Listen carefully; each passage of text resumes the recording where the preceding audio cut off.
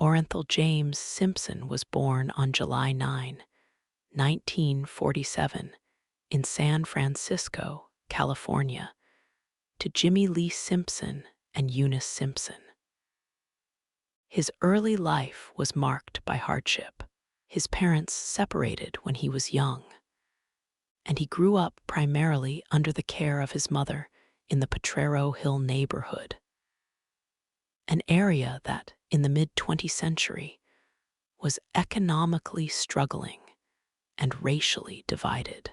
As a child, Simpson suffered from rickets, a disease that caused his legs to bow, requiring him to wear leg braces. Despite this, he developed a passion for athletics, particularly football, which would soon transform his life.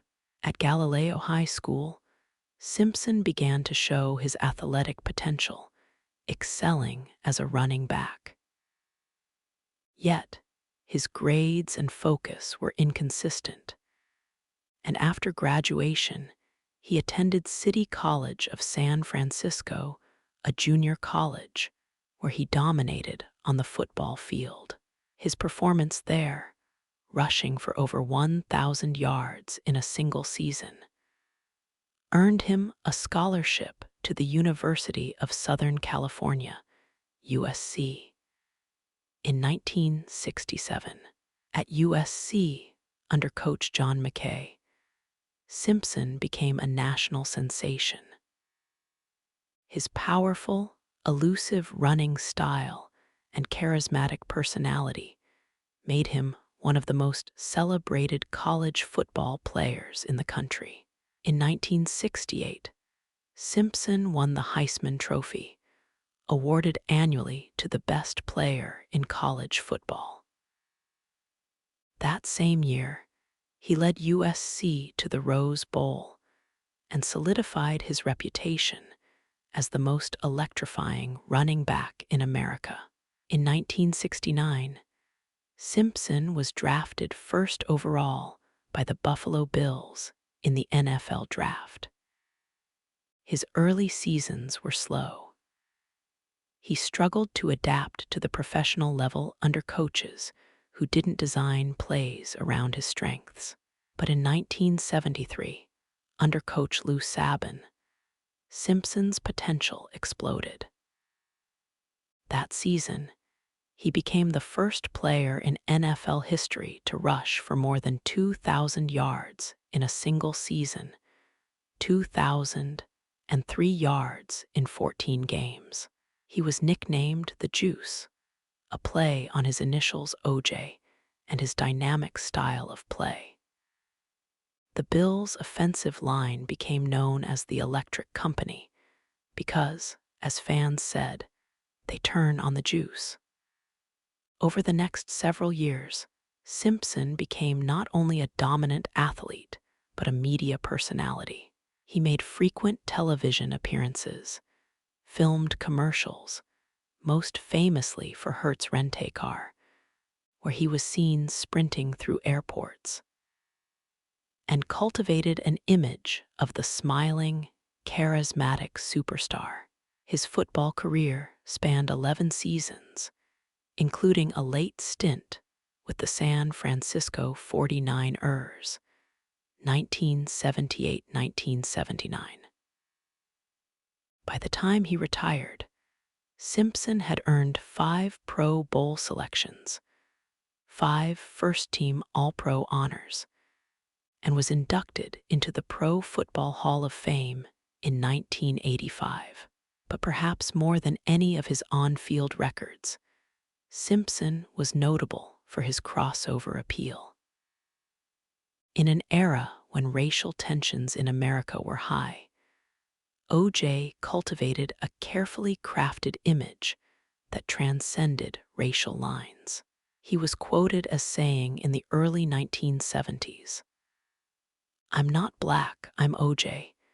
This reflected his desire to be seen primarily as a celebrity and an American icon, not defined by race, but by fame and achievement. After retiring from football, Simpson transitioned smoothly into the entertainment world. He became a sports commentator for NBC and pursued an acting career.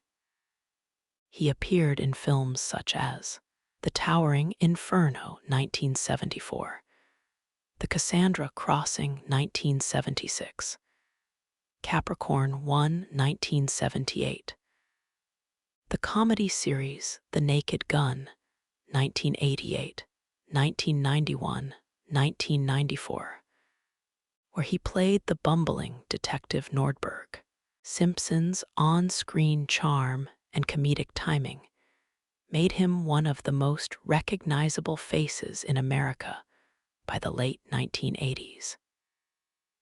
He also worked behind the scenes, producing television movies and projects through Oriental Productions. By this time, O.J. Simpson was living the American dream, a lavish lifestyle, endorsement deals, and immense public admiration. He was wealthy, famous, and seemed untouchable. In 1977, Simpson met Nicole Brown, a then Minus 18-year-old waitress at a Beverly Hills nightclub called the Daisy. O.J., then still married to his first wife, Marguerite Whitley, with whom he had 3 children, Arnell, Jason, and Aaron, began a relationship with Nicole that eventually led to the end of his marriage. O.J. and Nicole married on February 2, 1985, 5 years after his retirement from football. Together, they had 2 children, Sydney Brooks Simpson, born 1985, and Justin Ryan Simpson, born 1988. Outwardly, their marriage appeared glamorous. The couple lived in a luxurious Brentwood estate, attended Hollywood events, and were featured in society magazines. But behind closed doors, the relationship was turbulent and often violent. Nicole's friends and family later described a pattern of emotional and physical abuse. Police records corroborate this. Multiple domestic disturbance calls were made to their home throughout the late 1980s. The most well-documented incident occurred on New Year's Day, 1989, when police responded to a call from Nicole, who was found bruised and terrified. O.J. was arrested for spousal battery and eventually pled no contest, receiving probation, community service, and counseling. Despite the abuse, the couple attempted to reconcile several times. Nicole eventually filed for divorce in 1992, citing irreconcilable differences. After the divorce, both Nicole and O.J. remained in the public eye. Nicole lived independently, but continued to see O.J. occasionally. Friends described their relationship as an on-again, off-again situation filled with tension and jealousy. O.J. was seen frequently at Lowe's Angels social events, often in the company of women. He also continued to pursue media projects and maintained a close social circle of athletes, actors, and business figures. However, those who knew Simpson personally noted subtle changes. He became more controlling, jealous, and prone to anger when it came to Nicole's private life. Witnesses later testified that he would surveil her house, call her repeatedly, and sometimes show up uninvited. Nicole confided in friends about her fear of him. In letters and conversations later introduced in court, she described O.J. as manipulative and dangerous, writing once, "He's going to kill me, and he's going to get away with it." This would later take on haunting significance. By early 1994, O.J. Simpson remained a national celebrity, admired by many, wealthy and well-connected. Nicole Brown Simpson was building a quieter life for herself, raising their 2 children and spending time with friends in the Brentwood area. But beneath that surface calm, resentment and obsession brewed. O.J.'s attempts to control Nicole's movements and relationships intensified, while Nicole grew more determined to live free from his influence. Then, on June 12, 1994, everything changed. 2 people, Nicole Brown Simpson and Ronald Goldman, a 25-year-old restaurant waiter and friend of Nicole, were brutally murdered outside Nicole's condominium on Bundy Drive. Their deaths would ignite one of the most famous criminal investigations in American history and lead to a trial that became a defining moment in the intersection of race, fame, media, and justice in the 20th century. By June 13, 1994, the Los Angeles Police Department was under tremendous public scrutiny. The victims, Nicole Brown Simpson and Ronald Goldman, were connected to one of the most famous athletes and entertainers in the world. The press had already begun staking out locations in Brentwood, and the Lapt knew that every decision they made would be watched and second-guessed. Detectives Tom Lange and Philip Vanatter, assigned as the lead investigators, began piecing together the evidence from both crime scenes, Nicole's Bundy Drive condo and O.J. Simpson's Rockingham estate. In the early hours of June 13, police had already identified 2 key discoveries that immediately tied the 2 sites together: a trail of blood leading away from Nicole's home, a pair of matching gloves, one found at Bundy, the other behind Simpson's guest house on Rockingham. Laboratory tests over the following days confirmed that blood samples taken from the glove, the walkway, and Simpson's Bronco contained DNA consistent with that of both victims and O.J. Simpson himself. This early DNA evidence was revolutionary. The O.J. Simpson case would be one of the first high-profile trials in the world to heavily feature DNA profiling. But at the time, many Americans were unfamiliar with its implications. On the morning of June 13, O.J. Simpson flew back from Chicago. He was met by police and his attorney Robert Shapiro at his Rockingham home. According to reports, Simpson appeared emotionally distraught, repeatedly asking for details about Nicole's death.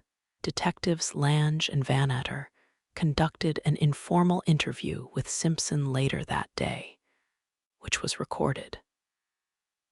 During the interview, Simpson gave a confusing and inconsistent account of how he had cut his hand, a detail that would later become pivotal. When asked about the injury, Simpson first claimed he had cut it while breaking a glass in Chicago after learning of Nicole's death. Later, he mentioned he might have cut it around the house. The changing explanations raised suspicion. Detectives noticed bandages on both of Simpson's hands and took photographs for documentation. As investigators began processing forensic material from both crime scenes, they uncovered several damning connections. Blood in O.J.'s Ford Bronco contained DNA from both victims. A pair of socks found in O.J.'s bedroom bore Nicole Brown Simpson's blood. Drops of O.J.'s blood were found outside his home and inside the vehicle. The bloody glove at Rockingham contained a mix of DNA from Simpson, Nicole, and Goldman. Later forensic analysis would reveal that the probability of the blood samples belonging to anyone other than Simpson was less than 1 in 170 million, a near-certain match by modern standards. At the time, however, DNA technology was still relatively new. The lapped crime lab was under-equipped, and its handling of samples would later be a key argument for the defense. By June 14, the murders dominated every American news broadcast. Networks played footage of O.J. Simpson arriving home, the police at his estate, and reporters swarming the Brentwood neighborhood. Television news outlets were entering the era of 24-hour coverage, and the Simpson story became a media event unlike anything before it. CNN, ABC, NBC, and CBS ran constant updates, while local Los Angeles stations broadcast live from outside Simpson's home. The combination of fame, brutality, and race made the case a national obsession overnight. By June 15, detectives had presented their preliminary findings to the Los Angeles District Attorney's Office. Prosecutors Marcia Clark and William Hodgman, both experienced in homicide cases, concluded that there was sufficient evidence to charge O.J. Simpson with 2 counts of first-degree murder. The case would later be formally assigned to Judge Lance Ito of the Los Angeles County Superior Court. That same day, Clark and Hodgman informed Simpson's attorneys that an arrest was imminent. They agreed to allow O.J. to surrender voluntarily the following morning. The morning of June 17, 1994, O.J. Simpson was supposed to turn himself in to the lapped at 10:00 a.m. on June 17. By that morning, hundreds of reporters and television crews surrounded the Parker Center, the LAPD's downtown headquarters. Millions of Americans were glued to their televisions, awaiting the surrender of one of the country's most famous men. But O.J. Simpson didn't show up. When the 10:00 a.m. deadline passed, Detective Tom Lange and District Attorney Gil Garcetti held a press conference declaring O.J. Simpson a fugitive from justice. At 11:00 a.m., Simpson's friend and attorney Robert Kardashian read a letter from O.J. aloud to the media. The letter sounded like a suicide note. It began, "First, everyone understand, I had nothing to do with Nicole's murder. I loved her, always have, and always will." He went on to apologize to his children and friends and ask the media to leave them in peace. The public feared the worst. Police were now on an all-out manhunt. At 1:50 p.m., Simpson's friend and former teammate Al Cowlings called 911 from his cell phone. He reported that he was driving O.J. Simpson in his white Ford Bronco, and that O.J. was in the back seat with a gun, threatening to kill himself. The call initiated what would become one of the most famous televised events in history. Police began tracking the vehicle as it moved slowly south on Interstate 405, passing through Los Angeles County suburbs.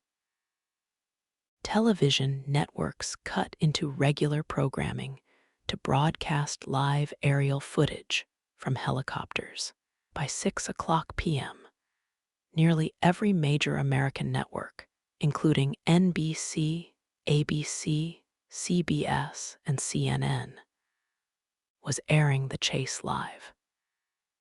Even the NBA Finals game between the Houston Rockets and the New York Knicks was shown in a split-screen broadcast with the Bronco pursuit. Crowds of people gathered along overpasses, waving signs that read, "Go OJ Go."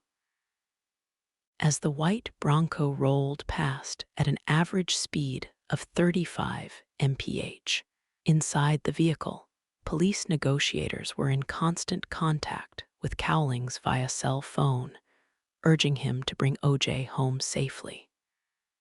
Simpson reportedly had a .357 Magnum and was distraught, holding photographs of his children and repeatedly saying he wanted to see his mother. At 8 p.m., the chase ended at O.J. Simpson's Rockingham estate. Hundreds of police officers surrounded the property as news helicopters hovered overhead. After nearly an hour of negotiation, O.J. surrendered peacefully to lapped officers. In the vehicle, police found a loaded .357 Magnum handgun, $8,750. In cash, a change of clothes, a fake mustache, and goatee his passport to the lapped. These items suggested intent to flee the country. The arrest and booking O.J. Simpson was taken into custody and booked at the Parker Center at 11 p.m. on June 17, 1994. He was charged with 2 counts of murder under California Penal Code Section 187. His booking photo, O.J. Simpson in a dark sweatshirt, eyes wide and exhausted, appeared on newspaper front pages worldwide the next morning. It was instantly iconic. Public reaction was divided. Many saw him as a man wrongfully hunted by police. Others believed the evidence overwhelmingly pointed to guilt. What had begun as a double homicide investigation was now a national drama. A collision of celebrity, race, class, and justice that would dominate headlines for more than a year.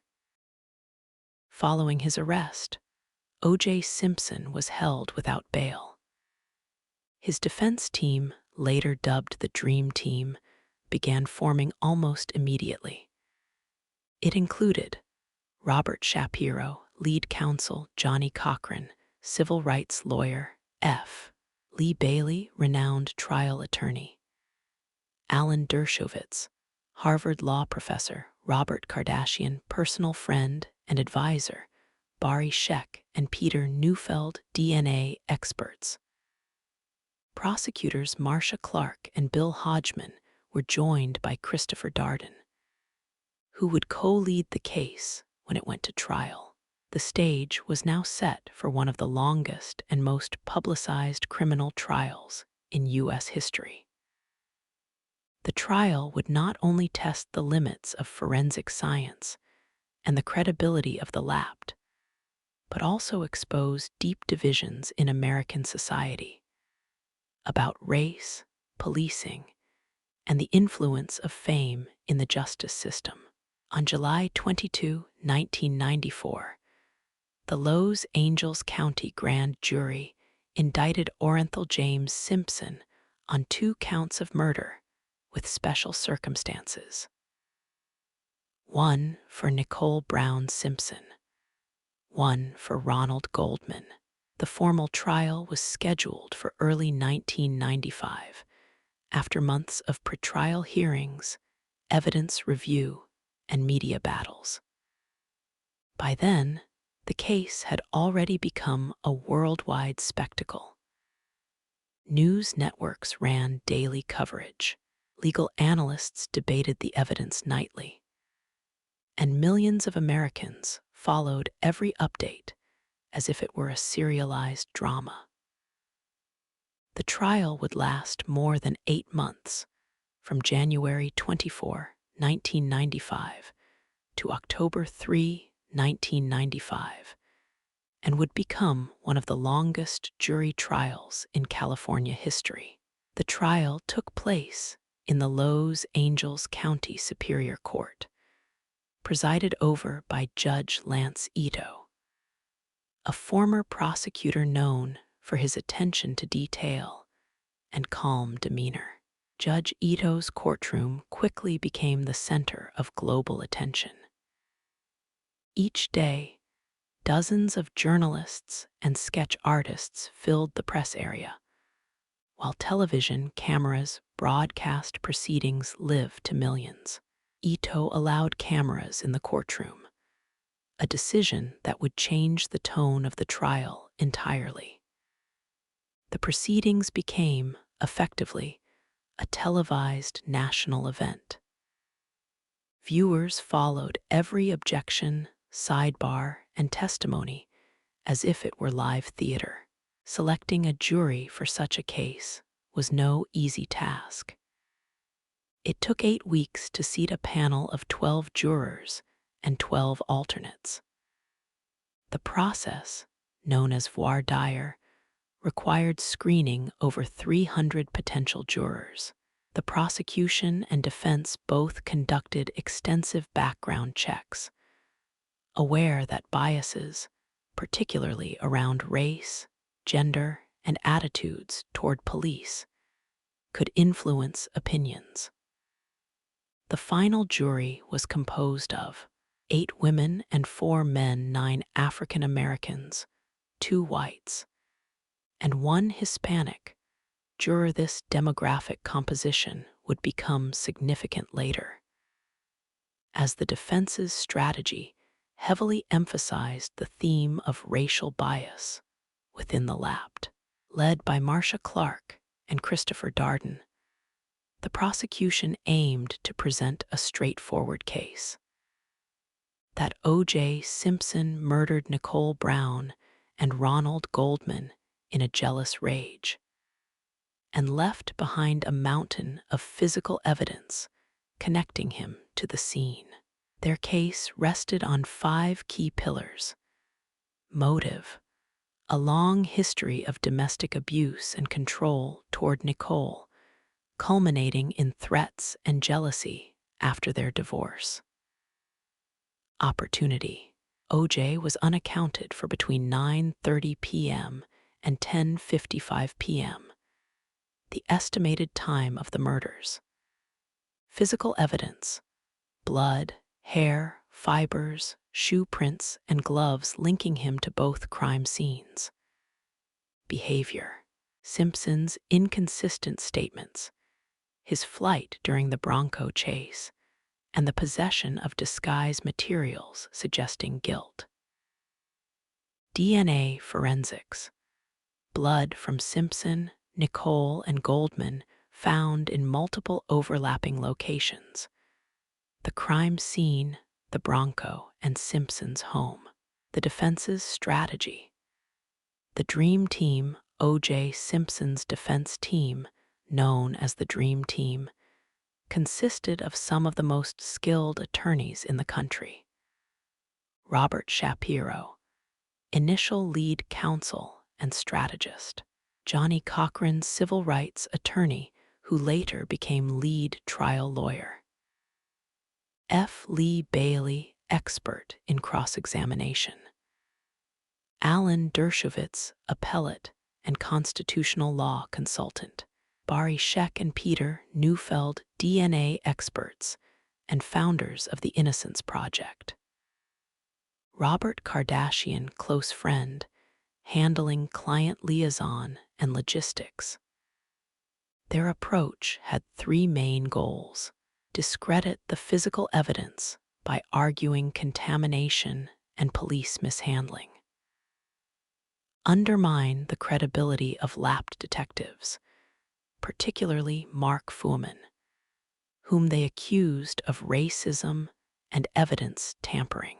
Humanize O.J. Simpson as a victim of systemic bias and media persecution, rather than a murderer.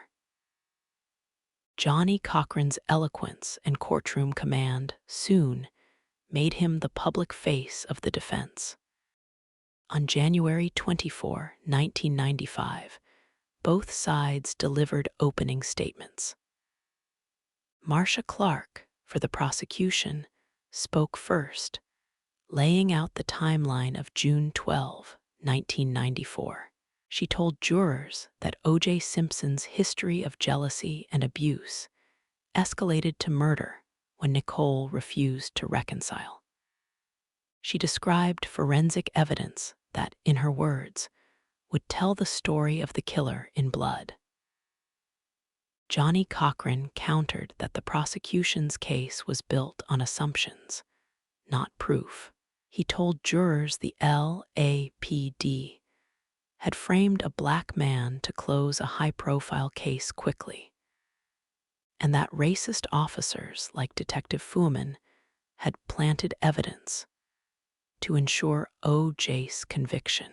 The contrast between the two sides was stark: science versus suspicion, evidence versus narrative. Forensic science played a central role in the prosecution's case. Investigators had collected over 108 pieces of evidence, including blood samples from the crime scene, Simpson's car, and his house. DNA analysts testified that blood drops at Bundy matched Simpson's DNA. Blood found in the Bronco matched both victims. Blood on a sock in Simpson's bedroom matched Nicole's DNA. The glove at Rockingham contained DNA from Simpson, Nicole, and Goldman. At the time, the chance of such matches occurring randomly was estimated at 1 in 21 billion. However, the defense seized on errors in evidence collection and storage. Some samples were not properly refrigerated. Blood vials were carried between scenes by detectives. Evidence was logged improperly on several occasions. Barry Scheck, one of the defense's DNA experts, meticulously pointed out these lapses, suggesting possible cross-contamination. This strategy did not disprove the DNA results, but successfully introduced reasonable doubt about the reliability of the LAPD's procedures. One of the most dramatic moments came on June 15, 1995, when prosecutor Christopher Darden asked O.J. Simpson to try on the leather gloves, one found at the Bundy crime scene and one behind Simpson's home. Simpson struggled to pull the gloves onto his hands, flexing his fingers visibly and telling the court, "They're too tight." The defense immediately seized upon this. Johnny Cochran delivered the now famous line in closing arguments: "If it doesn't fit, you must acquit." Later analysis revealed the gloves had shrunk due to exposure to moisture and freezing, and Simpson had been wearing latex gloves beneath them during the demonstration. Nonetheless, the visual impact on the jury was devastating for the prosecution. Midway through the trial, the defense introduced a new, powerful narrative: racial bias and police corruption. Detective Mark Fuhrman, the officer who discovered the second glove at Simpson's home, became the focal point. The defense alleged he had a history of racist statements and possible evidence tampering. Tapes later surfaced of Fuhrman using racial slurs in interviews years earlier. When questioned under oath about whether he had ever used the word in the past 10 years, Fuhrman invoked his Fifth Amendment right against self-incrimination. This revelation was catastrophic for the prosecution's credibility. For millions of viewers, particularly in the Black community, the image of a white LAPD detective accused of racism reinforced long-standing distrust of law enforcement in Los Angeles, especially after the Rodney King beating and the 1992 LA riots. The trial was no longer just about O.J. Simpson. It had become a referendum on race, policing, and justice in America. The 12 jurors were sequestered in a hotel for the duration of the trial, nearly 9 months, with limited contact with the outside world. They were allowed only censored television and supervised phone calls. The stress of isolation led to multiple juror replacements and growing tension. By the end of the trial, 10 of the 12 original jurors had been replaced with alternates due to various conflicts or health issues. After 8 months of testimony and 126 witnesses, both sides made their closing statements in late September 1995. Marcia Clark emphasized the DNA and physical evidence, telling the jury, "The evidence doesn't lie. People lie." Johnny Cochran urged jurors to see beyond the forensic claims, framing the trial as a test of fairness and racial equality in America. "We have a reasonable doubt. We have a racist cop, and we have evidence that cannot be trusted." His rhetorical skill and emotional appeal resonated with many viewers, and likely with jurors as well. On October 3, 1995, after only 4 hours of deliberation, the jury returned its verdict. Court officials announced that a decision had been reached, and over 150 million people worldwide tuned in to hear it live. Judge Ito asked the clerk to read the verdict aloud. "We, the jury, in the above-entitled action, find the defendant, Orenthal James Simpson, not guilty of the crime of murder." O.J. Simpson closed his eyes in relief. Gasps echoed through the courtroom. Nicole's and Ron's families sat in stunned silence. Outside, reactions were polarized. In many white communities, the verdict was met with disbelief and outrage. In many Black communities, it was celebrated as a rare victory against a system long perceived as biased. Polls taken afterward showed that most white Americans believed Simpson was guilty, while most Black Americans believed he was innocent or that the case was unproven, reflecting the deep racial divide the trial had exposed. After his acquittal, Simpson was released and returned briefly to public life. He gave televised interviews proclaiming his innocence and promising to find the real killers, though no credible alternative suspect was ever identified.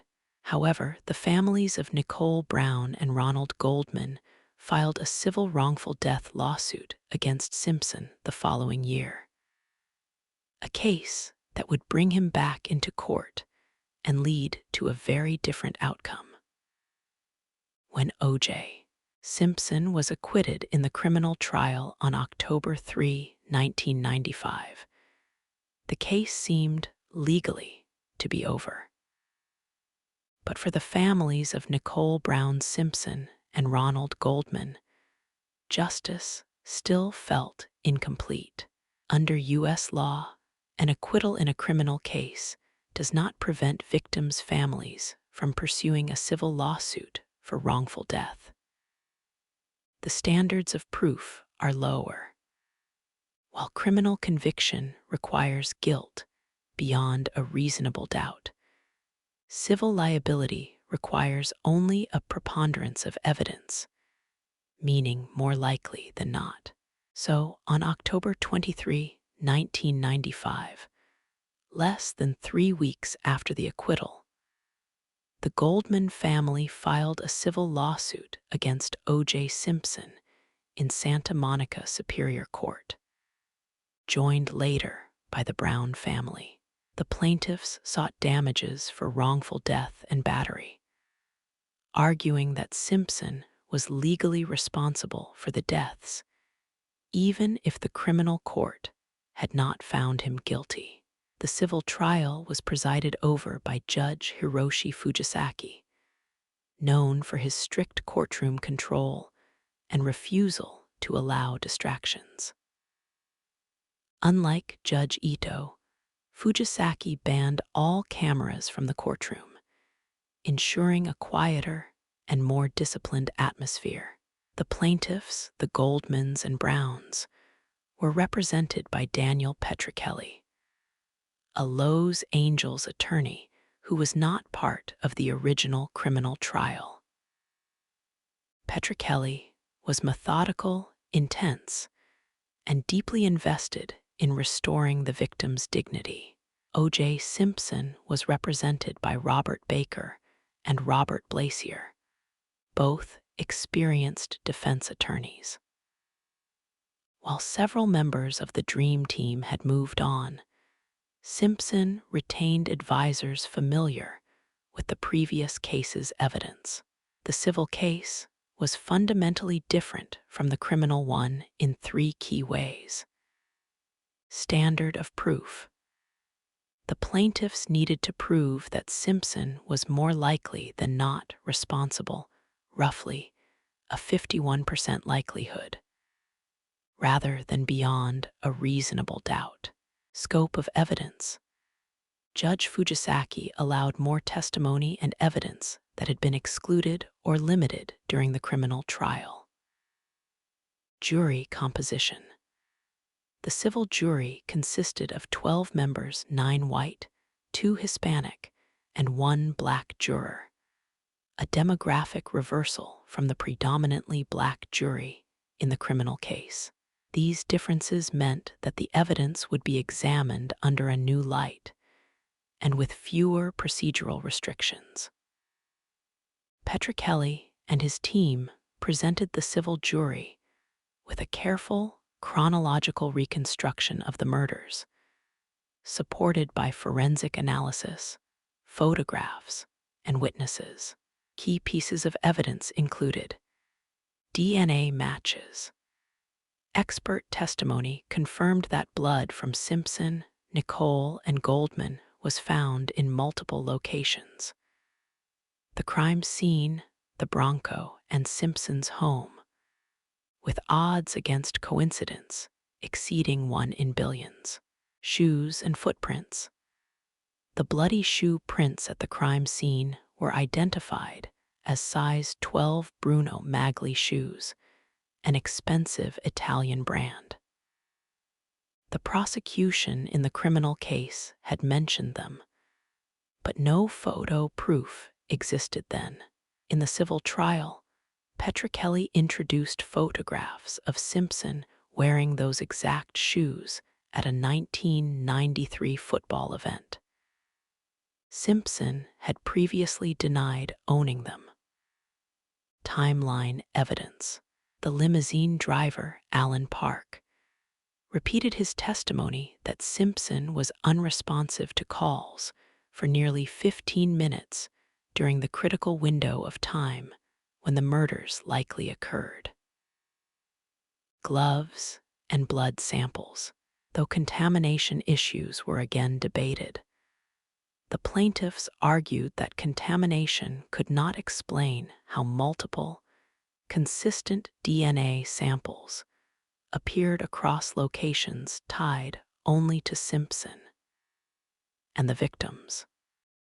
Unlike the criminal trial, O.J. Simpson was compelled to testify in the civil case, a crucial difference, since defendants in criminal trials can invoke the Fifth Amendment right against self-incrimination. His testimony lasted several days. Under questioning from Daniel Petrocelli, Simpson repeatedly denied involvement in the murders, but struggled to explain several inconsistencies. The origin of his hand cut, the blood evidence linking him to Bundy Drive, his prior statement denying ownership of the Bruno Magli shoes, which was now contradicted by photographs. When asked directly whether he had ever physically abused Nicole Brown Simpson, Simpson said, "I never hit any woman in my life." Petrocelli then played recordings of Nicole's 911 calls from 1989, in which her voice was clearly heard pleading for police help as O.J. shouted in the background.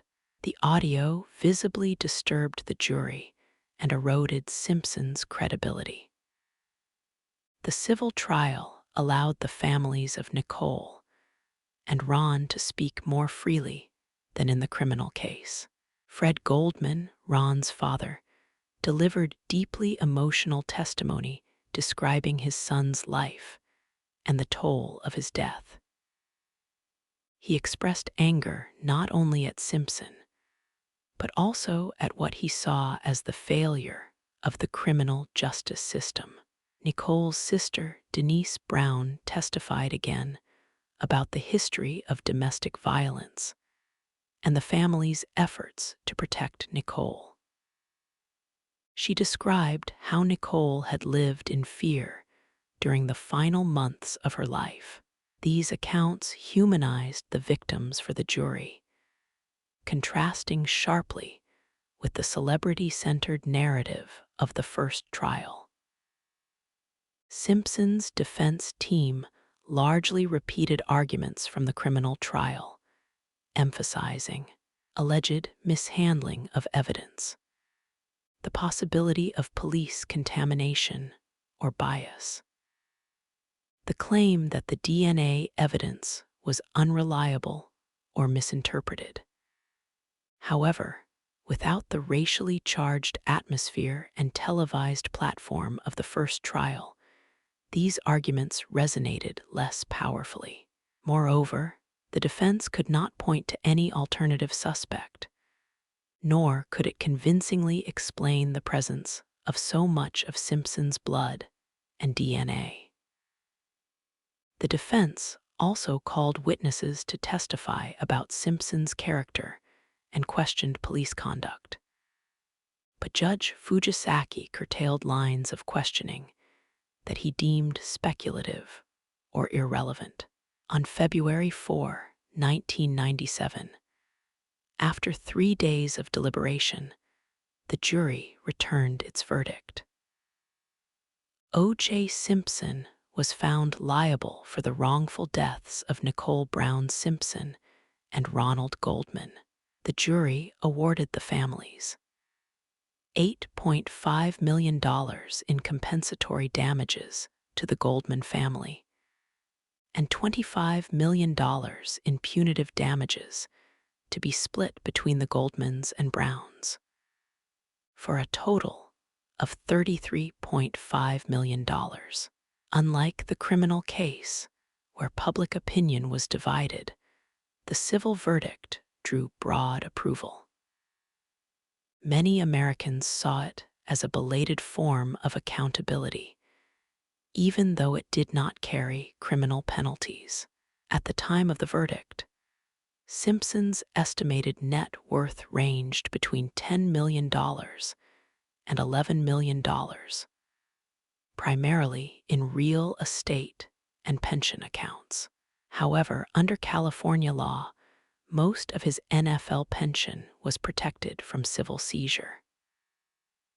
Over the years, the Goldman family pursued collection efforts, seizing Simpson's memorabilia, royalties, and publishing income.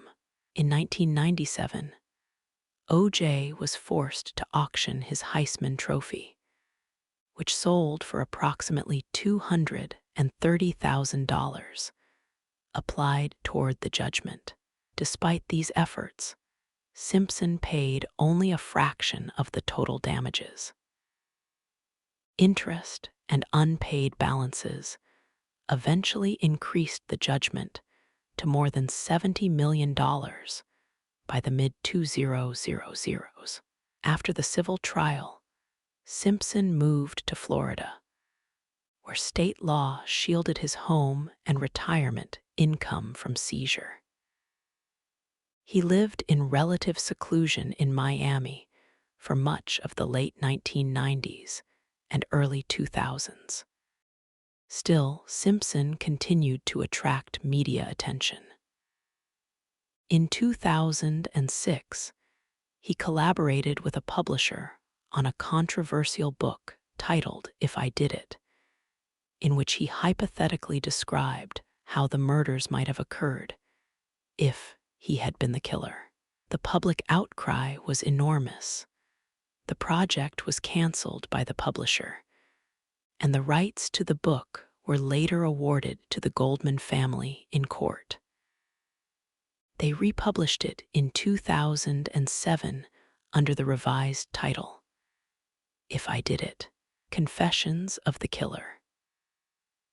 O.J. Simpson's post-trial life took another turn in September 2007, when he was arrested in Las Vegas, Nevada, for an armed confrontation in a hotel room.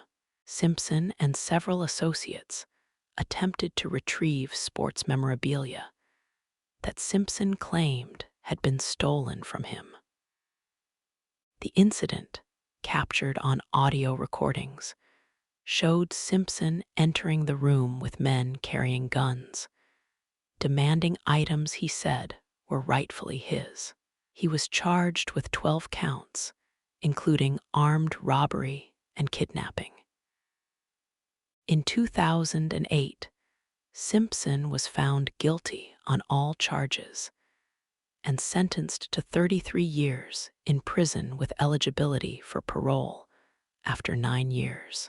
The judge, Jackie Glass, noted that the sentence reflected the seriousness of the crimes and the involvement of weapons. Though some observers speculated that Simpson's notoriety influenced the severity of the punishment, Simpson served time at Loveland Correctional Center and later at Lovelock Correctional Facility in Nevada. In July 2017, after serving 9 years, Simpson was granted parole, citing good behavior and completion of rehabilitation programs. He was released on October 1, 2017, at age 70. The O.J. Simpson saga permanently changed American society in multiple ways. 1. Media and the 24-hour news cycle. The trial is often credited with launching the era of non-stop, sensational news coverage. Networks like CNN built entire programming schedules around it, while tabloids and talk shows blurred the line between journalism and entertainment. The case demonstrated that criminal proceedings could attract ratings on a global scale. 2. Race, justice, and policing. The Simpson case deepened national conversations about race and law enforcement. For many African Americans, the acquittal symbolized a rare victory over a system long viewed as biased. For many white Americans, it was evidence that celebrity could override justice.